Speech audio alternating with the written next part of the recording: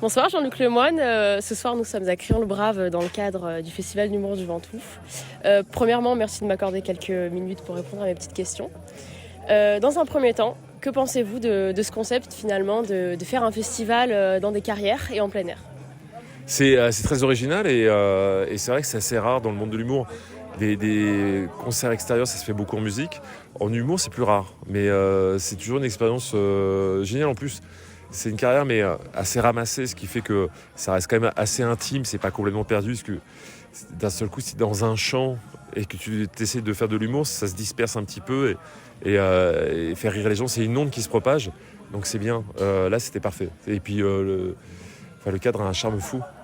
C'est vrai que là, on a un peu cette impression d'être en petit comité, quoi. Et le fait que ce soit en plein air, est-ce que ça a des impacts sur votre équipe technique ou même sur vous-même, des contraintes spécifiques ? Ouais, c'est rare, mais en fait, ça arrive très peu souvent que pendant mon spectacle, je suis perturbé par des grillons. Donc j'entendais, et ça s'arrêtait, puis ça repartait. Et puis surtout, tu vois des moustiques. Parce que la lumière, ça attire les moustiques. Donc tu sens que les gens sont protégés par la pénombre. Et les moustiques se disent, putain, si on doit bouffer, c'est là. Et c'est moi qui vais bouffer. C'est celui qui est sur scène. Si vous deviez expliquer en quelques mots votre spectacle pour donner envie aux gens de venir le voir, quels seraient ces mots ? Alors, c'est compliqué. Je suis toujours le plus mauvais pour parler de mes propres spectacles. J'ai voulu un spectacle très libérateur, très actuel, qui parle de notre société aujourd'hui. Et sans tabou, sans politesse, mais c'est pas un spectacle vulgaire ou quoi que ce soit. C'est juste que j'ai voulu virer toutes les transitions, tous les effets qui n'étaient pas utiles dans la scénographie. C'est pour ça que je l'ai appelé Brut, le spectacle. Et je crois que c'est un spectacle qui fait du bien aux gens parce qu'on est dans une époque où on s'autocensure, on se contrôle les uns les autres avec les réseaux sociaux. Les réseaux sociaux, moi je trouve que c'est formidable, mais ça dépend de l'utilisation que tu en fais. Et malheureusement, il y a plein de gens qui s'en servent un petit peu pour restreindre la liberté d'expression. Je trouve ça dommage. Vous avez fait de la télévision, de la radio et là, aujourd'hui, vous nous présentez votre spectacle. Parmi ces domaines-là, lequel préférez-vous ? Écoute, moi j'ai commencé par la scène il y a un petit bout de temps maintenant et ça a toujours été mon métier, ma passion. Moi j'ai besoin de ça, j'ai besoin de ce qui s'est passé ce soir, entendre les gens rire.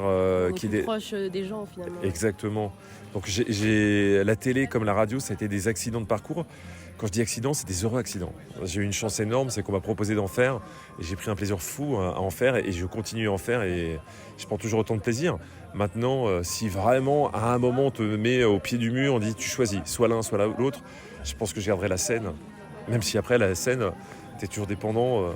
C'est quelque chose où tu es obligé d'être humble, il faut que les gens viennent te voir, qu'ils aient envie de te voir, parce que si tu joues et qu'il n'y a personne dans la salle, ça n'a pas beaucoup d'intérêt.